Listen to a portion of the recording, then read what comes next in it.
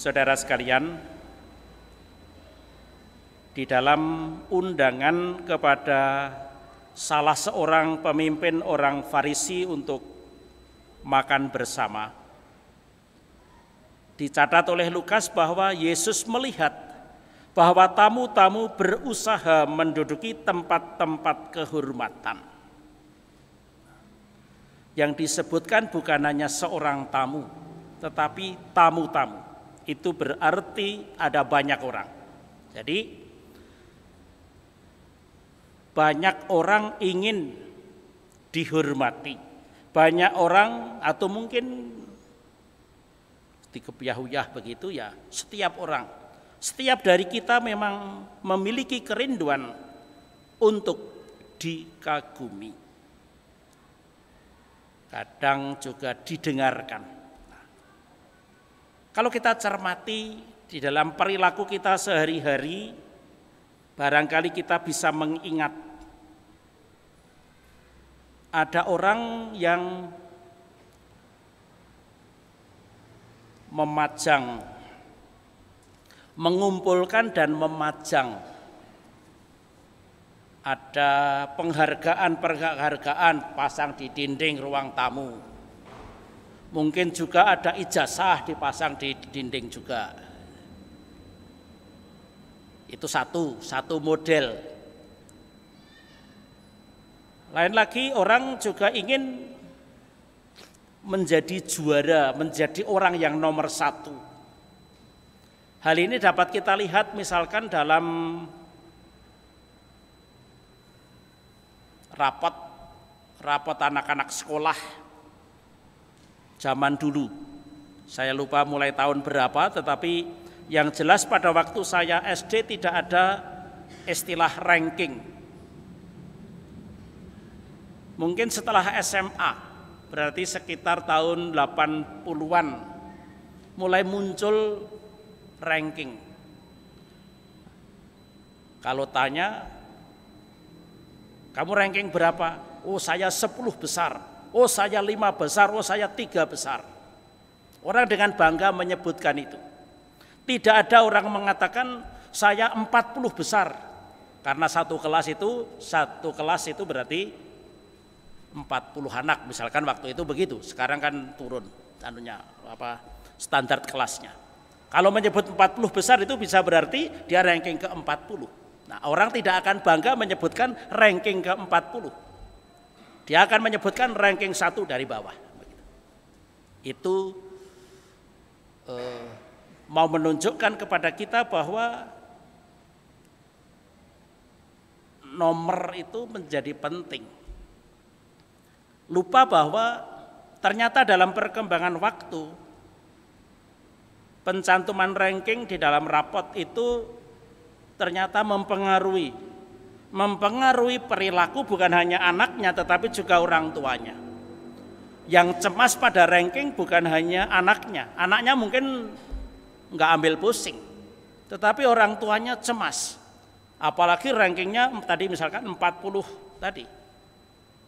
Orang tua akan berusaha sekuat tenaga bagaimana supaya anaknya itu rankingnya naik terus menjadi kecil. Maka dia juga berusaha untuk mengkursuskan anaknya, apapun dikursuskan. Sehingga sepertinya tidak ada waktu bagi anak untuk bermain, untuk sekedar rileks, untuk sekedar tertawa. Semua menjadi serius demi ranking. Padahal ranking itu yang dalam rapot itu hanya salah satu saja dari ukuran. Dalam konteks masyarakat kita juga melihat dulu zaman Orba itu kalau tokoh-tokoh itu menyumbang misalkan masyarakat miskin, menyumbang masyarakat miskin. Yang saya ingat salah satunya adalah sumbangan presiden untuk orang di Papua. Sumbangannya apa? Goge. Kalau kita orang tua itu masih ingat goge itu janjane panganan opo gitu ya. Kalau kita di sini makanan orang-orang Gunung Kidul pada masa susah itu tiwul. Tetapi goge itu recycled. Jadi tiwul yang sudah diolah ulang begitu. Jadi tetapi itu pun dipamerkan dan dilaporkan sebagai sumbangan pejabat. Ternyata perilaku seperti itu juga tidak hanya menyangkut pejabat, tetapi beberapa tokoh juga. Orang intinya apa? Orang dengan bangga dilaporkan bahwa dia menyumbang. Tidak pernah disebutkan besar sumbangannya. Saya sendiri pada waktu jadi pastor mahasiswa juga mengalami hal seperti itu. Waktu itu yang namanya duit 500.000 ya tidak terlalu besar. Tetapi anak-anak mahasiswa yang mencari sumbangan dan sudah dijanjikan kamu akan saya sumbang 500.000, syaratnya membawa pastor mahasiswa ke sana. Dan untuk itu kemudian dipotret. Dan setelah dipotret dilaporkan di majalah. Nah, lihat itu. Ingin dikenal sebagai donatur yang baik. Itu kan apa ya? Mau dibilang ini sebenarnya sosial benar atau bagaimana? Begitu. Nah, kalau zaman sekarang mungkin hal-hal macam itu sudah terlalu biasa atau mungkin tidak terlalu menarik gitu ya. Tetapi sekarang ini ada kecenderungan yang kurang lebih sama, punya tendensi yang mirip. Apa itu? Keinginan menjadi selebritis. Belum tentu menjadi bintang film atau bintang sinetron atau apa, belum tentu. Naluri untuk ingin dikenal menjadi selebritis itu mulai dari apa? Dari update status. Coba lihat saja HP Anda. Sehari update statusnya berapa kali? Sekali, 10 kali atau apa? Dan itu bagi saya itu menunjukkan sesuatu. Orang lain yang mungkin juga kepo dengan entah siapa begitu, dia akan melihat, coba lihat statusnya. Oh ternyata statusnya si itu 10 hari yang lalu makan di mana, setiap hari statusnya, update statusnya makan terus. Orang lalu punya pikiran, loh ini sebenarnya apa? Itu beberapa hal yang dapat kita lihat, kita tinggal meneruskan saja, tetapi intinya sama. Orang ingin orang lain mengagumi dia. Orang ingin dilihat bahwa saya bukan orang yang kuno, saya orang yang modern, saya orang yang selalu update. Begitu. Nah, jadi itulah kita. Maka dikatakan di sini tadi oleh Yesus, banyak orang atau tamu-tamu berusaha menduduki tempat kehormatan. Kalau sekarang ini banyak orang ingin dikenal sebagai orang yang terkenal, sebagai orang yang tidak ketinggalan zaman. Ya caranya dengan update status tadi. Nah, saudara-saudara, itu gejalanya, itu perilakunya yang umum. Apa yang dikatakan oleh Yesus kepada kita semua? Kalau saya cermati ada 3 hal. Yang pertama adalah supaya kita ingat, barang siapa meninggikan diri akan direndahkan, dan barang siapa merendahkan diri akan ditinggikan.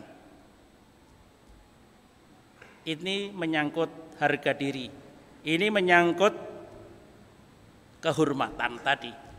Kita sebenarnya meletakkan kehormatan diri kita ada di mana?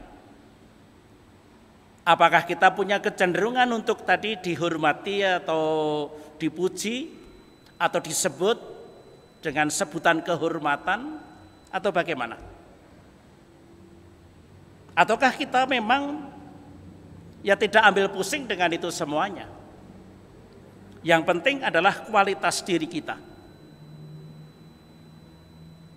Kalau kita menjadi pribadi yang bermutu, pribadi yang berkualitas, pribadi yang berbobot, tidak usah update, tidak usah pamer, orang akan datang, orang akan tahu. Itu satu hal.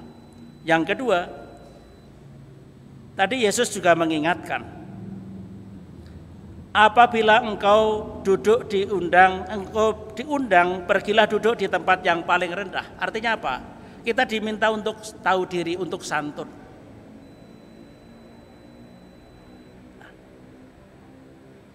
Menyadari diri kita itu siapa, dan tidak perlu kita menonjol-nonjolkan diri, karena pada waktunya lagi-lagi kita akan barangkali akan dipermalukan.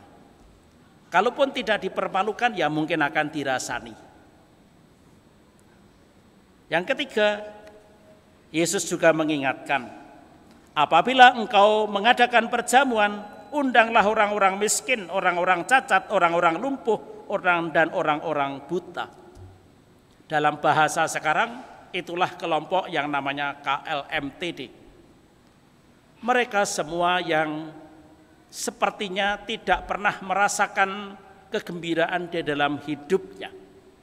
Dan kalau kita mau berbagi dengan mereka ini, itu adalah sebuah bentuk sapaan, memperlakukan mereka semua sebagai manusia, membuat mereka yang sehari-harinya di dalam suasana berbeban berat lalu bisa tersenyum sejenak.